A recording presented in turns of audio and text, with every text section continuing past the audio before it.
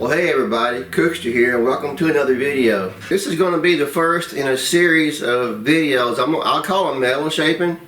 I kind of hate to use that term because I don't really call myself a metal shaper.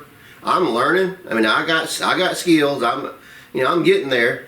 But now, I've got projects around here that all require patch panels. Like I can buy this front corner right here. It's about 60 bucks. And I'm probably going to have to do it for both sides. But that's $120 plus shipping and tax. When I can make this piece, this is not a hard piece to make. It takes a little bit of knowledge of how to do it, but it's not a hard piece to make. So this would be a basic patch. No special tools required at all, other than stuff you ought to have anyway, body hammer, dollies, that kind of stuff. So a basic patch. This one I would call it intermediate because you do need a couple of extra tools and kind of know how metal works, how to shrink, how to stretch, what the metal is doing. There's form and there's shape. And I'm pretty sure form is just bending it, into different bends, rolls and stuff. Shape is stretching, shrinking, rolling, beads, all that stuff. I think that's right. I always get shape and form mixed up. So if I'm wrong, if I'm backwards, I'm sure you internet guys will correct me. The more advanced stuff, my Model A is sitting right over here. I got to make a cowl patch panel. There's lots of patch panels I got to make for that car that will probably fall into the advanced category. And then a couple of them, oh my God, why am I doing this? Is like the roof insert, trying to make a new cowl top. Stuff that's not easy, and that's certainly not easy for me.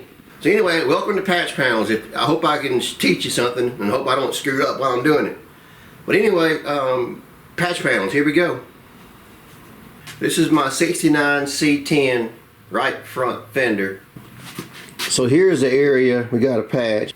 So we'll cut out and we're going to, of course, leave the back edge. And luckily, like I said, the back edge is good. The inner structure is good. So we're lucky. All we got to repair is just one little area on the face of the panel right here. Alright, I've cut a piece of 18. This is about 4 inches wide, and I don't know how long it is, a foot maybe.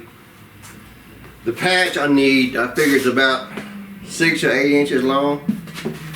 I think I'm going to go ahead and roll over the edge. In other words, instead of cutting it right here and having to weld this seam up, that doesn't make a lot of sense.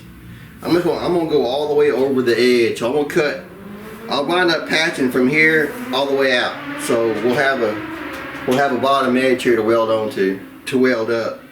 It'll be easier than trying to weld this bottom seam right here. It may seem like more work now, but in the end, believe me, it's actually less work just to go all the way over. So, first thing I'm going to do, I'm going to try to bend this by hand first. And I made this piece long. The main reason I did it was to have leverage. Is I'm going to bend this by hand, so I need enough leverage to push the front down. If I had it short like this, I could do it, but the extra material hanging off and the extra leverage gives me more leverage and more weight, the ability to form it better. I mean, you know what I'm trying to say. You guys aren't stupid. Another thing about bending these pieces, you don't want to start the bend exactly where you're going to cut, because you wind up having a kink in the bend. Like if I was in the middle of a bend right here and I wanted to put a patch in, if I start my bending right here, I'm gonna have a big kink. If I go ahead and make the entire roll, entire radius, and then cut it back in the middle somewhere, you get a lot better bend. And again, you guys are smart now. I think you understand what I'm trying to tell you. Now this is a very gentle curve. I could start it down here and make it work, but I'm just going to hold it up a little bit just to make me feel better. I'm going to reference where I start my panel up here so I can put it back in the same place every time. Might be a good piece of information to have. We have to bend it 2 or 3 different times. You keep putting it in different spots, you always have a different bend every time.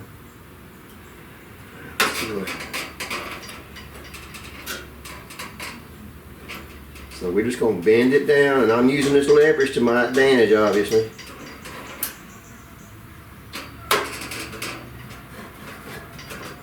And there we go. And I made that look easy, and it was just that easy. That was that leverage that extra leverage I had by having that long piece hanging off there really helped out.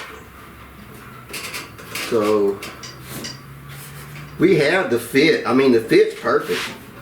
I need to put a little bend in the upper edge. So just by hand, I'm going to roll it ever so slightly, and I'm talking slightly. That fits like new money. The only thing we have to do now is work the bottom edge, because the bottom edge, you know, we got the gentle around the edge, and then right here, somewhere in here, it flattens out, gets a little bit of a crease in it, right in here. And I'll work that with a hammer and dolly once I get this piece of metal cut out. But as far as making the patch panel, you really can't get any easier than that, unless it was a completely flat piece. That's about as easy as you're going to get. And anybody, believe me, anybody can do that. That's not hard. That doesn't take any special skill other than just knowing what to do and where to do it. So now what I'm going to do is mark the area I'm going to cut out. Whether I cut all this out or not is up for debate still, but I can at least mark what I got to start. Don't want to cut out the back, obviously. I'm keeping my crease. So I probably should push it forward a little bit. So let's do that.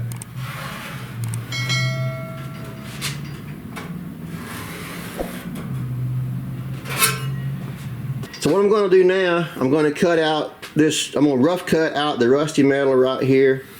I may or may not come all the way out to my line on my patch.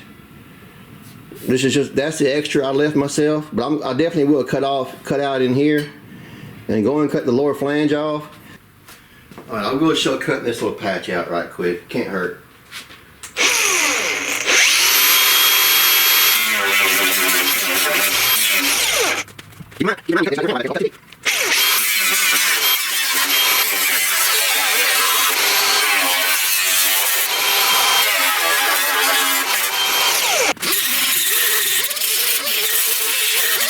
Yeah, there's one spot weld right there.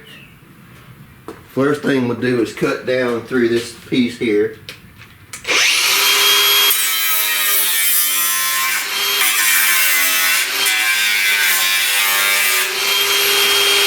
Get some kind of lever, screwdriver, chisel, punch. Yeah, that was no spot weld right there. And this front side, there is a couple of spot welds, at least one for sure.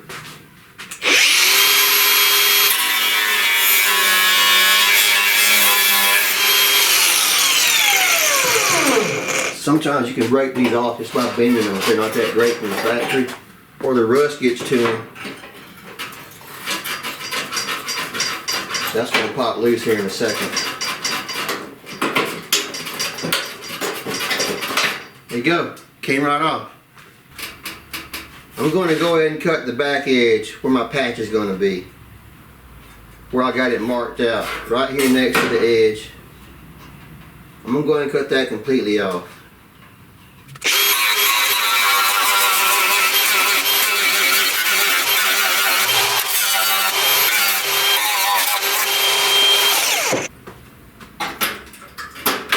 There we go.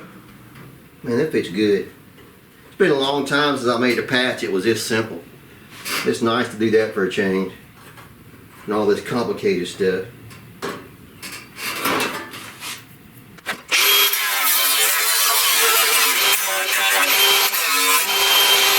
Let me see if I can break that bottom spot weld before I cut that tab off. It might break off.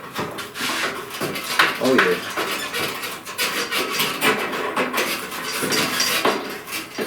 Just keep wiggling, it'll break.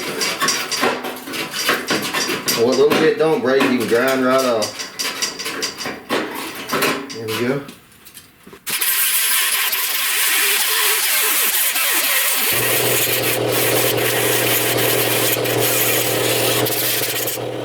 Alright, there we are. The patch is roughed out. Here's my patch.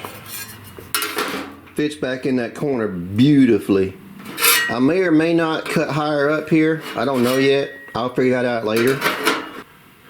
So what I'm going to do now, I'm going to sandblast all up in here. Probably treat it with OSPO, which is a phosphoric acid and metal treatment, if you guys haven't heard of that. So I'll get this sandblasted and done something, and we'll come back. I'll bring you back at some point. Not sure when, but you'll see here in just a minute when you come back.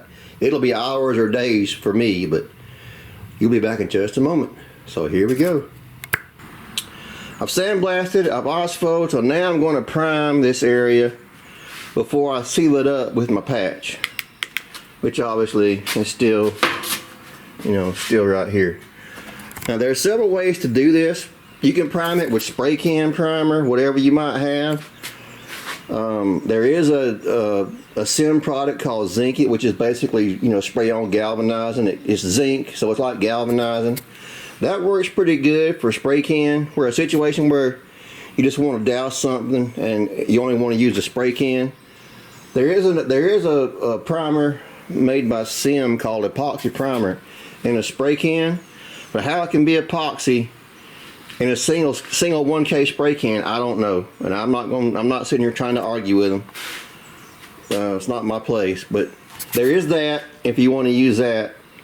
I always try to use epoxy, two-stage epoxy, spray gun, auto body epoxy, wherever I can. And I just happen to have some mixed up for another priming project.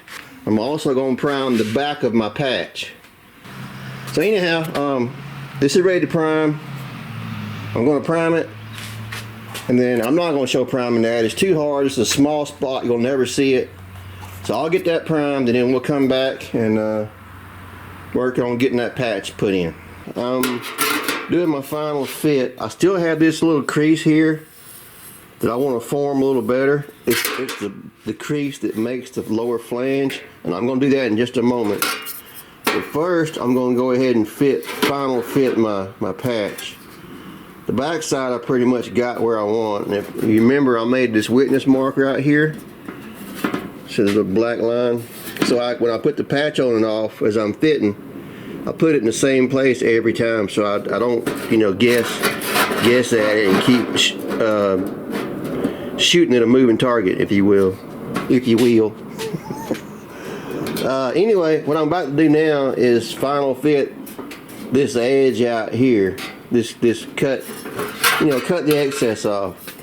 There's a lot of guys that do this a lot of different ways. Some use tin snips, they scribe it, use Dicom, all that stuff. That's great methods, and I got nothing against those. But the way I normally do it is I use a Sharpie. I'll make my mark, and then I cut, a 16th, 32nd, whatever, however I feel that day, inside the line. Try to do a good cut, not a whoppy jawed mess. And then I'll come back with an angle grinder, and I'll lick up against my panel till it just fits. Now, I will say, this is a MIG weld patch in a small area. If I was, doing a big panel gap or big panel or whatever, and I was going to TIG it, yeah, I probably would slow down and take the time to scribe it and tin snips and all that mess. Because TIG and sheet metal gaps, especially in big panels, is very critical to have nice gaps. For this here, I want to have it nice, but I'm not worried about the extra bit of niceness, I guess. Anyway, but that's how I do it. I'm gonna go in here. I'm gonna cut right up next to the line, and since I can't really get a grinder in here and grind all down up this edge, which I could up here, but I've got the whole panel here, I'll just grind against the edge till I get it fitting like I want. Now, don't say it enough. Wear your eye protection, wear gloves, what is it, POE? Personal PPE, personal protection equipment. Also, it's worth mentioning, don't cut through both your flanges down here, and that just takes a little bit of practice. You'll learn as you do this. You'll get the feel for it. So just be careful and don't do that. Now, you've noticed I have not trimmed the upper edge yet. We'll get there. Right now, I'm just doing the sides. I'm going to lightly grind here the edges till I get the fit I want.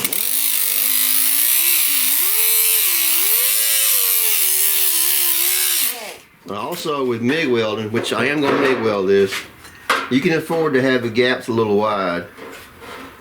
In fact, sometimes that even helps a little bit because MIG welding expands a lot. TIG welding does too, but not as much as MIG welding. Not in my experience. You can control the heat so much better with a TIG.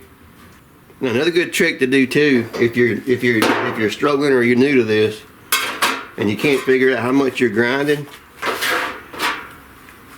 put your mark down wherever you're going to grind off. Like, I don't have to do it on this piece because it's real simple, but I'll do this too.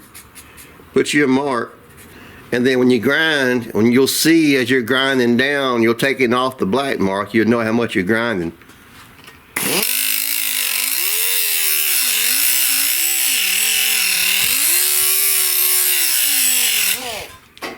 So we'll put it where we had it, and I can see the cut marks that I made here, so I can tell. Whoops! Be nice if I'd mark the panel I'm cutting on. All right, so I just made 2 little marks. Take my steel rule or whatever marking devices you choose. I've got a steel rule.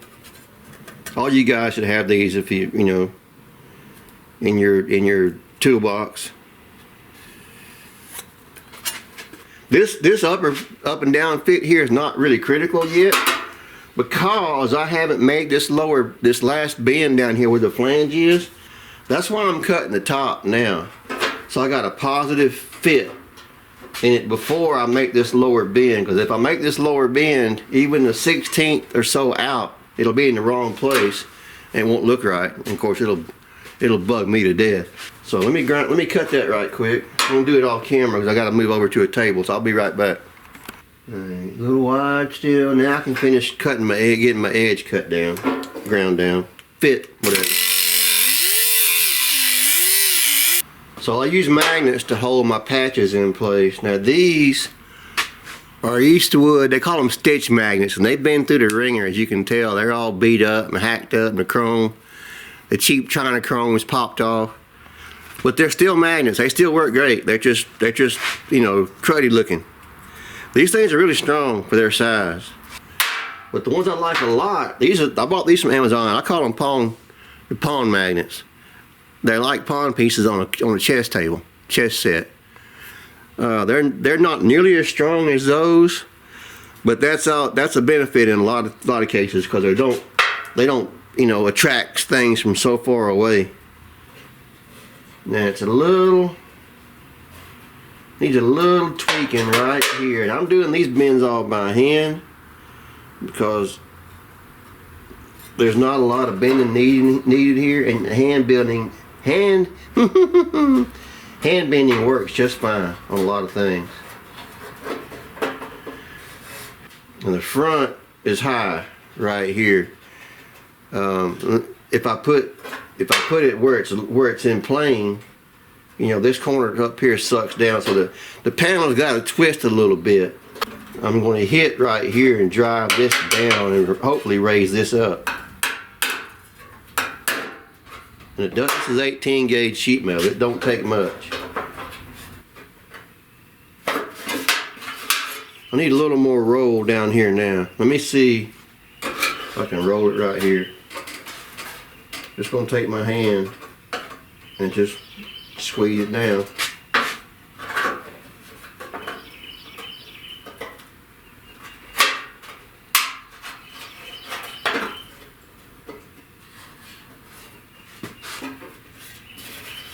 If you haven't already figured out, watching my channel, I am a perfectionist. So I do overdo stuff a lot of times. Not to overdo it, but I spend a lot of time sometimes on the extra little details where maybe I shouldn't. That's really close. I like that. Now the front's gotten really tight since I've been forming it a little bit. So I'm gonna grind off just a little bit right here. If that was a TIG weld, I wouldn't do it. But for a MIG, I know it's gonna expand, and when it expands, it's gonna bunch up and it's just not good.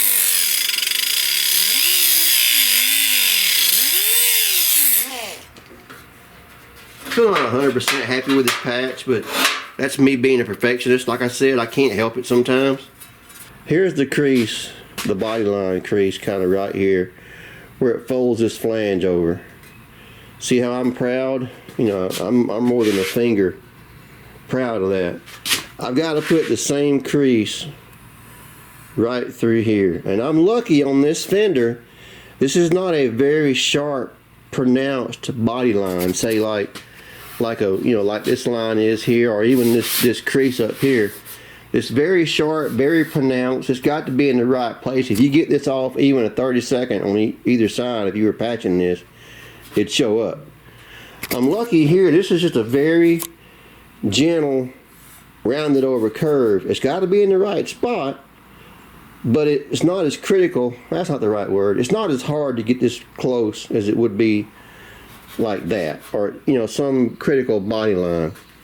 And the reason I waited to make this final mark and put this crease in there is I wanted to get the patch in place, because obviously as it moves up and down, or even left or right, it would change where this crease is at.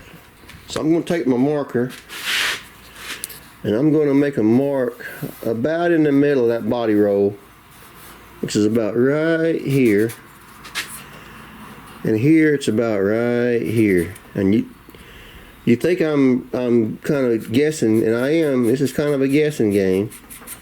Like the roll kind of starts right here and right here. So this area right here obviously is where the roll has got to be. I've got this piece of 2x3 tubing here. It's got this very gradual, well, not gradual, but it's got this round over on the corner. So what I want to do, like I said, this is kind of where I guessed at the center of, not guessed, I approximated the center of the bend. So we're going to roll it a little bit. Actually, I'm going to roll it with a hammer, because I got to get a pretty good little roll.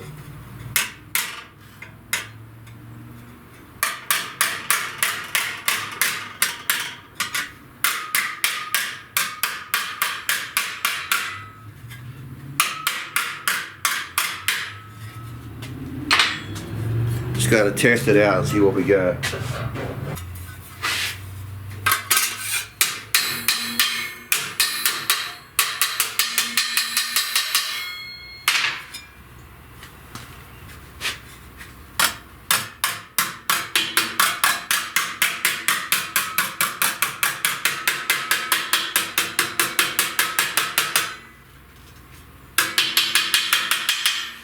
I'm just taking my hammer along the pipe and getting a good, you know, a good straight, not straight, good flat, or whatever word I'm trying to use, bend right here.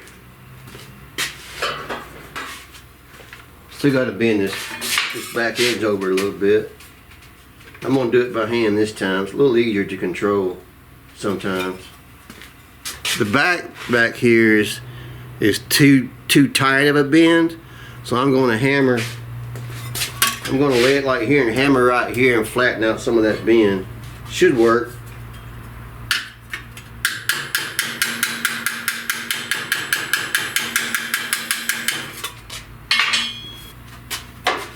So the fit is really good. We got a little high bobble right here on this rear corner. And then the front, the crease is just a little, it's a little too far down. In other words, the line I made was a little bit too far down. So I'm going to take the back line is perfect. It's right in the center where it needs to be. So what I want to do now, I want to drive this crease up. This crease right here that's too low, you see that light line? I want to move it up. So yeah, I'll take this hammered edge here and work it down a little, move it down a little, and then work it some more with a hammer. Kind of hard to explain.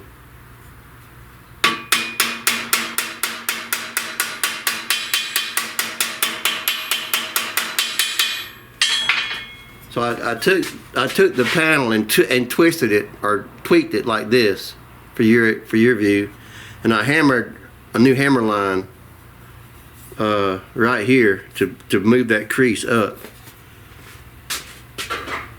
Now the only thing left is the bottom of the flange where it curls to the bottom of the fender is still too far down. In other words, it's got to tighten up towards the fender.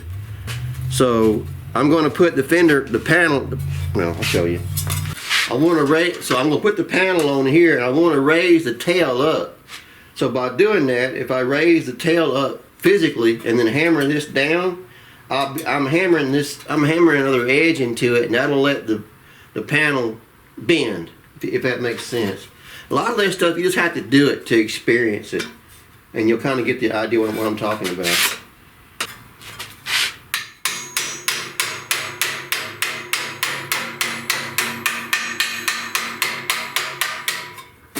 I think I felt it move that time. Yeah, I overdid it for sure. But I can undid it by just doing this.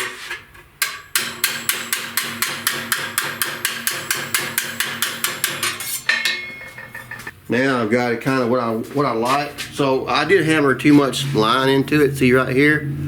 So I'm gonna hammer that. I'm gonna hammer and dolly that out. Just by using this pipe as a dolly.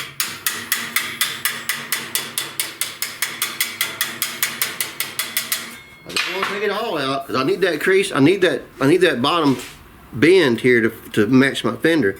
See what we got now? We went from having that gradual roll to this, you know what I'm trying to say. Flatten the front out a little bit more.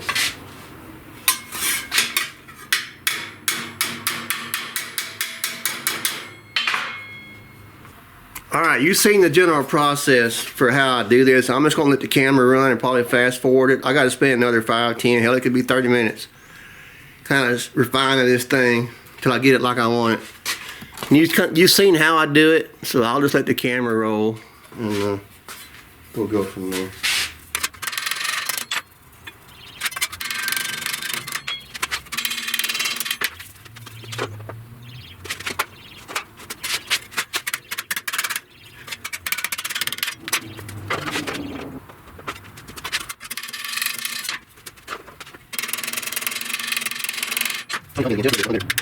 So here's where I turned that flange over right here, and then I had to hammer it down some. And you can see it looks pretty good. It's not perfect, but you can see where I planished out the area where I turned it down. But that's some very, very minor. Just a skim coat of filler will knock that out, and a lot of that's going to be covered up anyway. It looks simple, and it is. The only hard part, like I said earlier, was getting this bend in the right spot and getting it so it's not crooked and too much bend and all that stuff. Because you want this bend right here to fit the panel perfectly, front and back. So there's the patch sitting in the fender. Now it's a little bit high right here, a little bit high right here, but the curve from here up on both sides fits perfect. So when I start tacking these together, I'll tack down, and as I get along in here, I can manipulate the panel edge a little bit, you know. I can push it in and out and attack it and get this bottom section to line up. This is the bottom of the fender. I've got room to hammer and dolly a little bit down here, so I'll be able to straighten this out. Same thing right here, little bobble, little high spot right here as it rolls under. I can fix that as I'm tacking the panel in. Now the one thing I still have to do is mark the bottom, because it fits this edge here. So I got to mark the bottom and cut it off to match the original profile. There was a spot weld from the factory here, and I think one here. Pretty sure that was a drain hole. I didn't make that hole. I drilled a couple of holes for the plug welds and get it ready to weld in. So I'm gonna do all that off camera, and then I'll come back when I'm ready to weld it up. Alright, we're back to the fender patch. Here's the opening cut out, ready to go. I have applied some weld through primer. I use the copper kind. This is called copper coat, I think. Yeah, SEM, S-E-M, they make it. It's copper coat. I think it's copper coat. I know it's copper. I drilled 2 plug holes for plug welds in my patch. These are 3/8, which I normally only drill 1/4 inch or sometimes 5/16. But I drilled 3/8 just to allow me to have plenty of plug here, because I could have actually put 2 here and 2 here. I didn't want to do that, so I just drilled a 3/8 hole. It's overkill, but that's just how I did it. So I also applied, you know, I mentioned earlier I've pre-primed the back of my patch as well as I did the inner fender. So I also put weld through primer on my plug holes. And then the bottom is only a rough shape, the bottom edge here. Once I get the patch welded in, I will come back and cut the bottom off to match the inner, you know, this inner shape right here. So I'm going to start tacking on the top edge here and work my way down. This is how I like to do it. Some guys tell you to work in the center and work out, and that's fine if you want to do it that way. Sometimes your panel will grow and you wind up having the metal bunches up because it grows and has nowhere to expand and has nowhere to go. And that's especially true with the MIG. TIGging's a little bit different, but I tend to always weld one edge out. It's always worked for me. Somebody's gonna tell me I'm wrong, whatever. I do what I do, and it works for me. That feels pretty good right there. We're gonna start right there.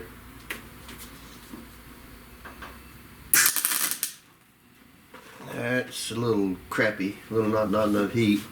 These are just little small tacks to get me in place. Oh, I had by the way, if you're out welding around a magnet and the bead screws up, electric welding I'm talking about, MIG welding, TIG welding, I'm sure it would do it with a buzz box too. But anyway, if you're welding around the magnet and the bead's not doing right, you're not crazy. It's absolutely a fact. Magnets and electricity are kissing cousins. They're closely related. I'm not going to go into why. A lot of you guys know about science and magnets and electricity. A magnet close to your electric welder will definitely screw your weld bead up. 100%.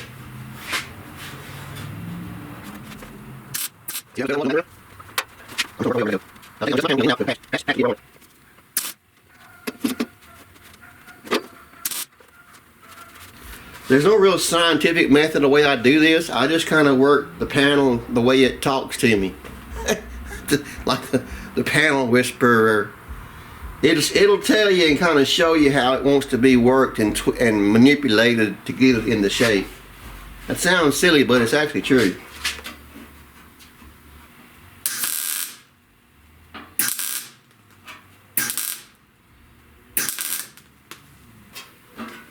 See that front edge, when I welded this thing, it grew on me a little bit and it kicked me off. So my front edge now has overlapped. And that's really not good. But I've got enough slack here, I can take my grinder. Actually, I'm gonna use my new little tool. It's not new anymore, my little air sander. And take just a tiny bit off this edge right here.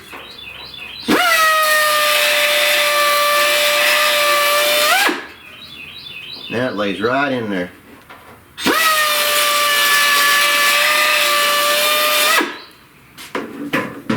And again, if that happens to you, you're not crazy. This stuff expands and moves around on you. That's why, you know, getting panel gaps tight is really important for TIG. The panel doesn't react and move around as much as it does with a MIG. And plus, you're controlling with a TIG, you're just getting enough heat to barely tack that thing together. A MIG, you're hitting it with the heat, and it does move around. The point is, with the MIG, a little bit of looser gap, in my opinion, actually helps out some.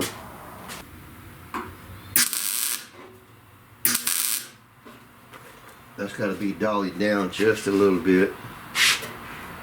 Come on down. Come on down.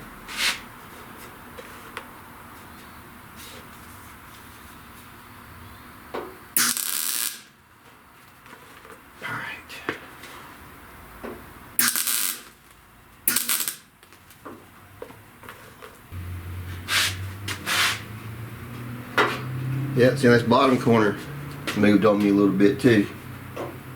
I got to do the same drill I gotta do the same thing over here on this side to get the fit. So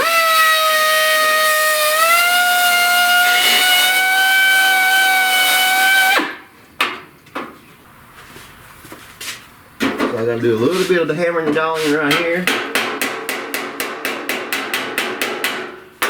Working that panel on around. And I also might grab it. I might get out a pair of vice grips here. A lot of times you'll need the clamp pressure here to kind of, you know, pull things together. I need a little bit of pressure right here to pull this panel down. And now I need to use my bare fingers, my fingertips to touch it because it's very slight here. I'm only moving this fractions of a fraction of an inch. But it's enough to these to be done.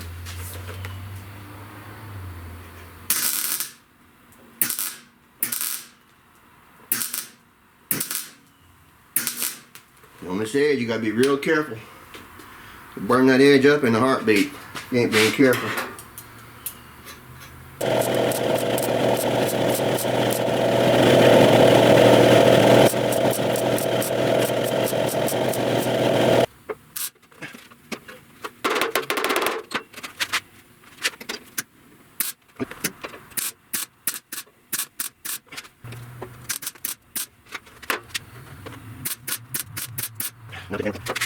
Dolly.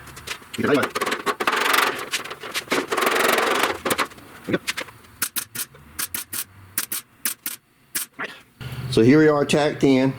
You can see there's a little, just a little bow kind of right here like this. Once I get through welding, which I could actually do it now, I actually went ahead and welded up this little edge here and this edge here. Once I get that ground down, I can put a dolly back here and a hammer and dolly on that and straighten that flat. And I will do that, just not going to do it right at the moment. And we'll weld it up.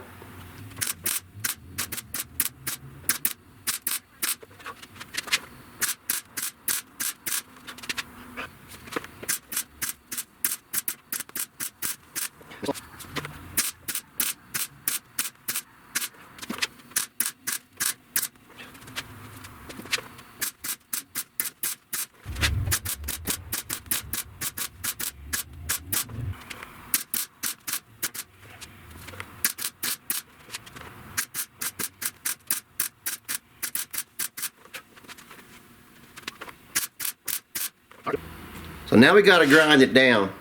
I pretty much always start out with 36, which is a 36 3M disc. And then when I get it close, I'll switch over to 60 and finish, you know, grinding it in. And like on this particular patch, be careful on the back edge. You'll grind through in a heartbeat too much. Gotta be real careful.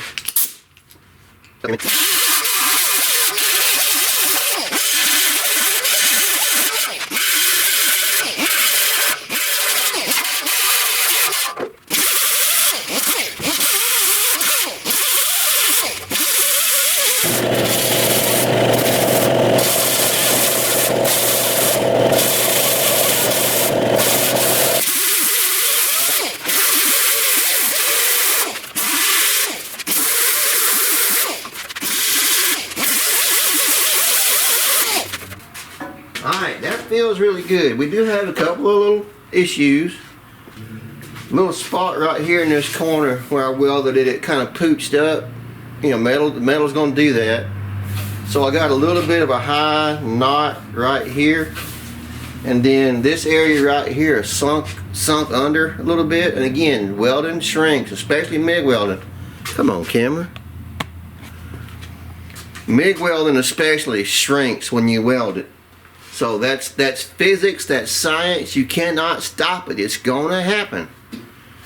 A little bit here, but feels really good.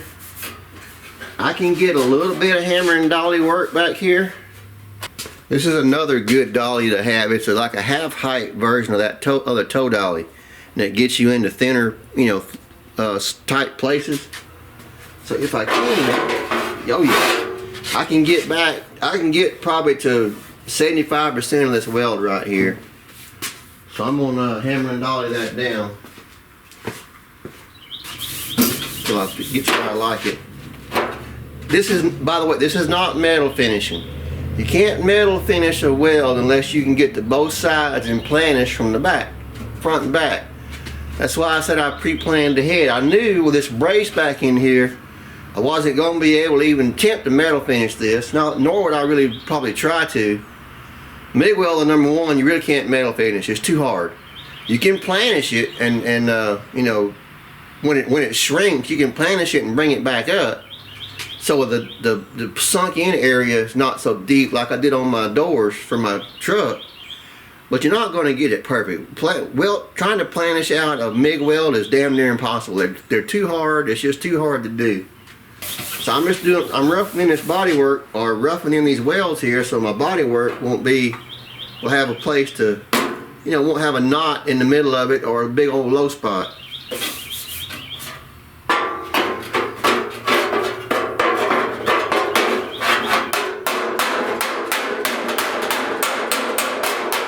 It really don't take much.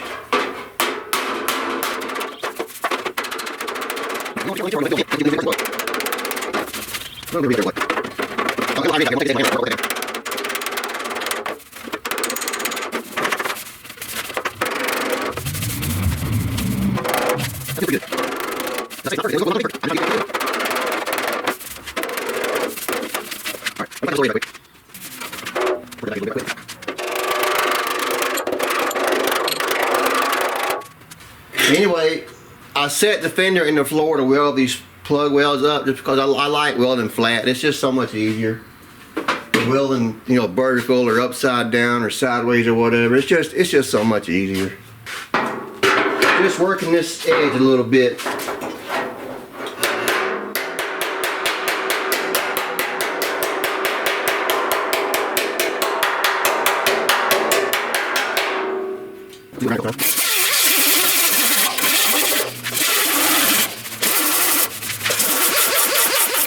Alright, I'm gonna call that done. I'm happy with that.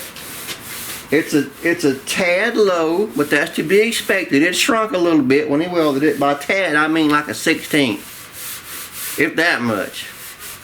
But it does give me room for a skim coat of filler to go in there and feather in real nice.